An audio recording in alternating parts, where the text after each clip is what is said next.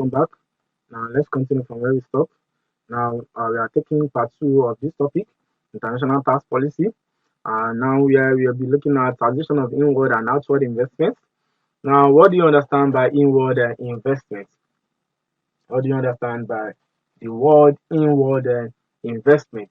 An inward investment, which is the opposite of an outward investment, involves an external or foreign entity either investing in or purchasing the goods of a local economy. Inward investment, you are investing in local what in the goods of a local economy, or you are purchasing the goods of a local economy. So it is a common type of sorry inward investment is what is a common type of foreign direct investment. Okay, so it is a common type of foreign direct investment. Are we together? So whereby individuals or citizens of a particular country investing or purchasing goods of the other of another country. Okay, are we together? Okay, so this occurs when one company purchases another business or establishes new operations for an existing business in a country different than the one of its origin. Is that clear? So inward investment uh, or foreign direct investment often results in a significant number of mergers and acquisitions rather than creating new businesses. Inward investment often occur when a foreign company acquires or merges. When they acquires or what or merge with an existing company. Foreign direct investment or inward investment occur when a foreign company acquires or merges with an existing local company. So inward investments tend to help companies grow and can open borders for international integration. Now let's take outward investments. Outward investments implies that now let's discuss it this way. There's growing evidence that outward foreign direct investments can increase a country's investment competitiveness, crucial for long time suitable growth. And it happens thus it is a situation whereby countries, whereby countries are inviting, okay, countries are their citizens, okay, their individual citizens, or their in local companies, okay, their local companies are promoted, and they are exports, okay, they are being sold out to individuals, or they are being used by companies in another country. Are we together? So that was outward investment. They are producing, okay, for the purpose of other companies in other country or in other jurisdiction. Are we together? So instead of inviting the foreigners to their country to come and be producing that material or that specific goods, they themselves, they are producing the goods for the purpose of what? For the purpose of sale to other countries for use in other countries. So some countries are thus using outward foreign direct investments as a channel for new development and a catch-up strategy to acquire knowledge and technology, upgrade production processes, boost competitiveness, augment managerial skills, and access distribution networks. Countries use foreign direct investments to what? To acquire knowledge, okay, and technology,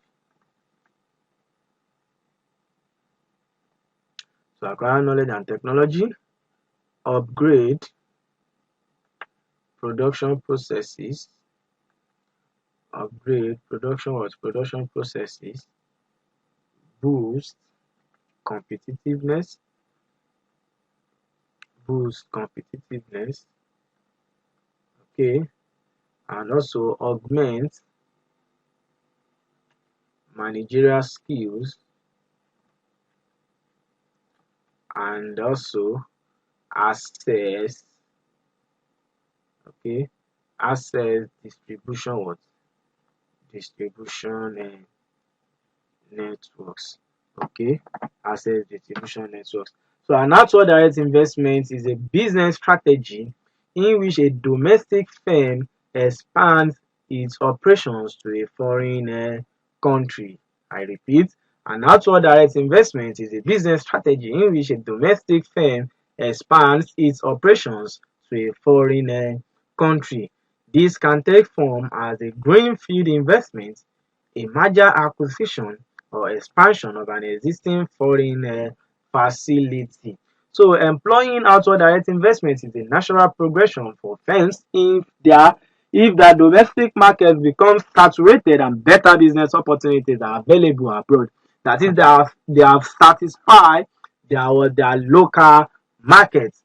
They have satisfied their domestic market, and it therefore becomes necessary towards to go out of the country to extend their business to foreign countries to expand, okay, and so as to maximize their income and boost or promote the gross domestic product of the economy.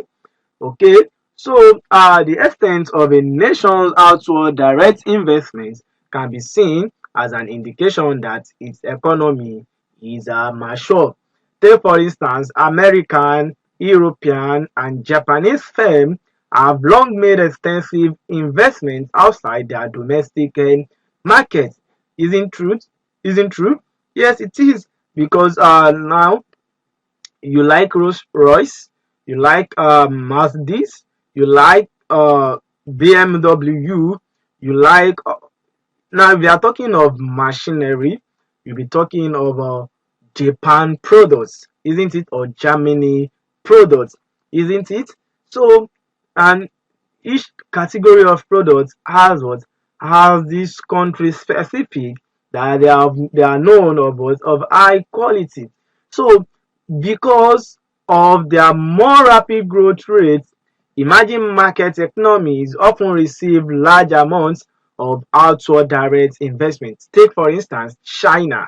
China, brother, sister, dear colleague, I know most of the ancestors or the most of your households are from China. Yes or no? Yes, except in a rare situation. So as China has for the past 2 decades, okay, there is a rapid growth in their market economy. But even some emerging market countries have begun to make investment abroad. Okay, yes, they have begun to make investments abroad. So Chinese companies are now engaged in what they are now engaged in large scale. Okay, Chinese company Chinese company or companies, okay, are now engaged in what? In larger They are now engaged in large scale outward direct investment. Yes or yes? Yes, that is obvious, and that's a good example to illustrate. So in 2015, not far back, Chinese overseas investment exceeded foreign direct investment. Yes, Chinese investments in other countries exceeds their foreign direct investment. That is, it exceeds the inward direct investment or inward investment. So it exceeds the inward investment in China for the first time ever. While in 2016, Chinese companies invested over 170 billion overseas. They invested 170 billion overseas, that is in foreign countries, look at this huge investment. Okay, so virtually all governments are keen to attract foreign direct investments. It can generate new jobs, bring in new technologies, and more generally promote growth and employment.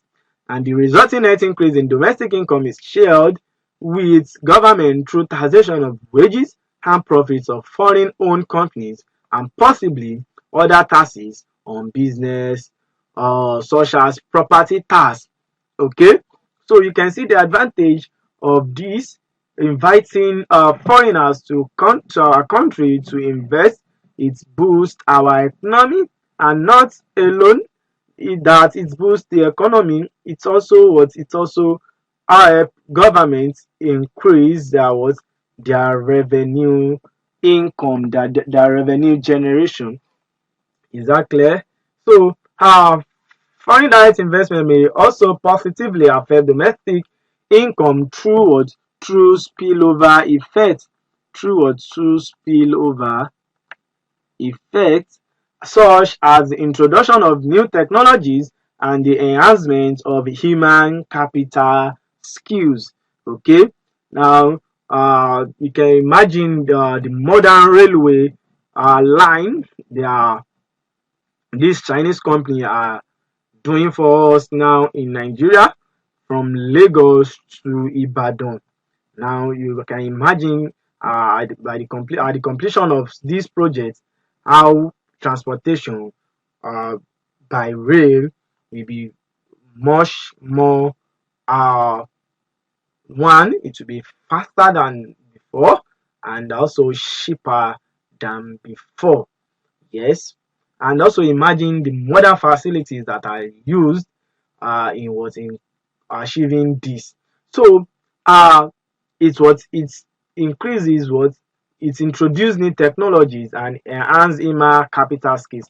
So given these potential benefits, policymakers continually re-examine their tax rules to ensure they are attractive to inbound investments. Are we together? So tax policies may support direct investment abroad, as outbound investment may provide efficient access to foreign markets and production scale economies, leading to increased net domestic income. So as we invite the foreigners to invest through foreign direct investments, you also, as a country, you should as well put more effort in investing in other countries, so as to serve as what, to serve as outward direct investment.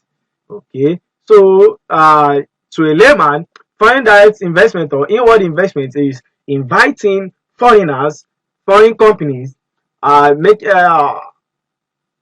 making them investing in your country, in our home country. Take Nigeria as a case study, and then and Nigeria should also be encouraged in investing abroad. So that's outward, inward. My talking sense. Okay, thank you for being with me, and thank you for your cooperation. Mind you, tax competition for foreign direct investments. Okay, tax competition for foreign direct investment is a reality in today's global environment. Is a reality in today's global environment. So at the same time, governments continually balance the desire to offer a competitive tax environment for foreign direct investments with the need to ensure that an appropriate share of domestic an appropriate share of what an appropriate share of domestic tax is collected from multinationals. So uh but white tax is recognized as being an important factor in decisions on whether to invest or where to invest. Okay, it is not the main determinant. Okay, it is not the main determinant. Are we together? It is not the main determinant. Is that clear? So, Federal foreign direct investment, okay, is what is attracted to countries offering offering access to markets, offering access to markets, offering access to markets and profit opportunities, and also a predictable and non-discriminatory, sorry, offering access to markets and profit opportunities, okay, and also a predictable and then non-discriminatory non-discriminatory legal and regulatory regulatory framework, okay, and macroeconomic stability. Among others, we also have our skilled and responsive labor markets, and also well-developed infrastructure. Okay, all of these factors will influence the long-term profitability of a project. Okay, so all of these factors, skilled and responsive labor markets, well-developed infrastructure. Okay, so you can imagine a particular foreign company is about to establish it or invest in Nigerian company, and they find out that those charged with governance in this company are what they are unskilled. Okay, they are less skilled. So how would they manage the company effectively? They has no idea. There is nothing. Okay, so or there's no well developed infrastructure in place. There's no electricity and the likes. Okay, sorry. So all these should be in place so as to, because they will influence the long-term profitability of a project. So tax competition for foreign direct investments is a reality in today's global environment. So investors routinely compare tax burden in different locations, as do policymakers, with comparisons typically made across countries that are similar in terms of location and market size. Exactly, like the example of Starry I did in part one. Uh, America or England is taking 20% and Nigeria is taking 30%. So if you are in Starry position, what do you do? So will you pay to Nigeria at 30%, or you prefer paying to England at 20%? So a widely held view is that taxes are likely to matter more in choosing an investment location as non-tax barriers are removed and as national economies converge. Is that clear? Okay, so there is broad recognition that international tax competition is increasing, and that what may have been regarded as a competitive tax burden on business in a given host country at one point in time may no longer be so after rounds of tax rate reductions in other countries. Are we together? After what? After rounds of tax rate reductions in other countries. Is that clear? However, it is not always clear that a reduction it is not always clear that a reduction is required or is able to attract foreign direct investment. So where a higher corporate tax burden is matched well developed infrastructure, public services and other host country attributes at attractive to business.